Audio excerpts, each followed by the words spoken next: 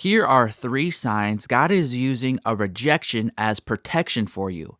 Number 1, if you know you were with someone God did not want you with, but then this person rejected you, this is a sign God was actually protecting you. James 4:4 states, "You adulterous people, do you not know that friendship with the world is enmity with God? Therefore, whoever wishes to be a friend of the world makes himself an enemy of God." Intellectually, we know this is true as Christians, but it can be very hard to obey this. In kindness, God will often give us opportunities to break our bonds with the world by allowing those in the world to reject us. We can keep rejecting God by going back to the world, but when we see these rejections as protection, we can then take advantage of this God-given opportunity by letting the rejection remain. When you get rejected by someone you know God did not want you with, it's important to not go back to that bad relationship so you can choose to start fresh with the Lord as you seek better relationships in the future. Number 2, when a relationship rejection causes you to mature into the person God wants you to be, this is a sign God is using this as protection against missing the relationship God does want for you. Before God will give you the person He wants you to be with, He first will make you into the person He wants that person to be with. In other words, if you want to marry a godly spouse one day, God will make you into a godly spouse first. On a practical note, God does this because a person living for the Lord will only be attracted to someone else who is living for the Lord. So if someone is living in rebellion, it is unlikely that someone who is passionately following God would be drawn to them. This is why God often puts His children through a season of intense transformation before letting them meet the person He wants them to marry one day. Since I've been running AGW University, I've gotten the chance to do email coaching with hundreds of students.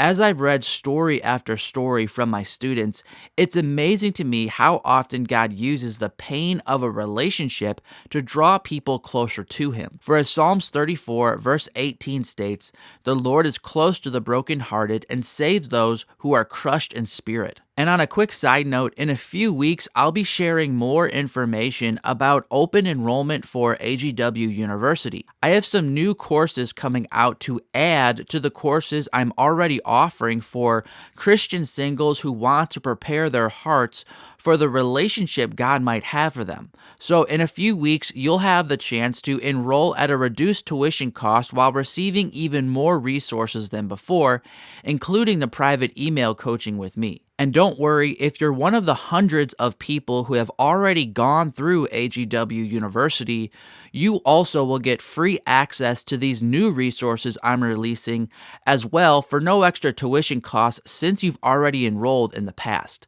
I'll release more information about all this in the weeks ahead, so if you're interested, make sure you're subscribed to this channel so you don't miss those future announcements. And number 3, if this rejection is causing you to reject any idols in your heart, this is a sign God is using this as protection for you.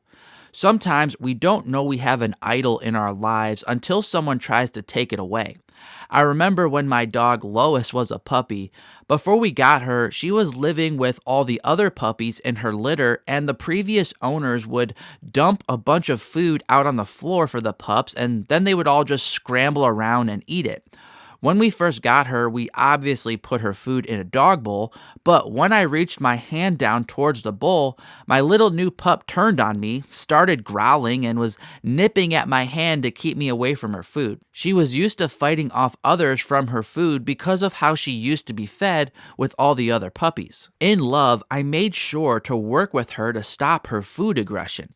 I would purposely take her food away from her while she was eating to show her I was her master and that I had control over her food. I would stick my hand in her food bowl while she was still eating so she would understand she couldn't bite humans even if they were being annoying to her. And I made sure to do all this when she was a little puppy because I knew she would eventually be an 80-pound dog, and if she bit me then, I would be in real trouble. In love, God often does the same things to us. He will expose an issue in our lives by taking it away from us, and He often tries to teach us these lessons early on so they don't get worse later in life. You will learn a lot about how healthy or unhealthy you are with something by your reaction once it's taken away.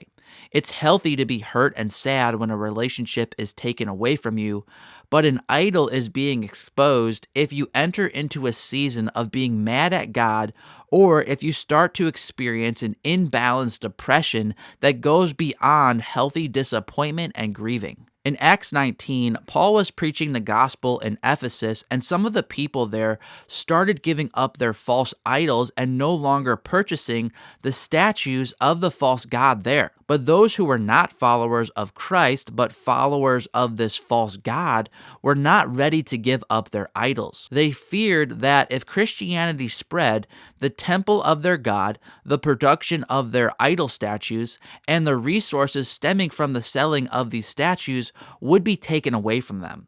Because of this, these people clinging to their idols started a riot in Ephesus. In Acts 19:28 through 29, it states, "When they heard this, they were enraged and were crying out, 'Great is Artemis of the Ephesians.' So the city was filled with confusion, and they rushed together into the theater, dragging with them Paul's companions in travel." Likewise, when God takes away our idols, that's when riots happen in our hearts. So if God is using a rejection to expose a relationship idol in your heart, be encouraged. God is doing this for your good. God knows He must remove the false relationship gods in our lives so He can then give us a true Christ-centered relationship that is focused on glorifying Him.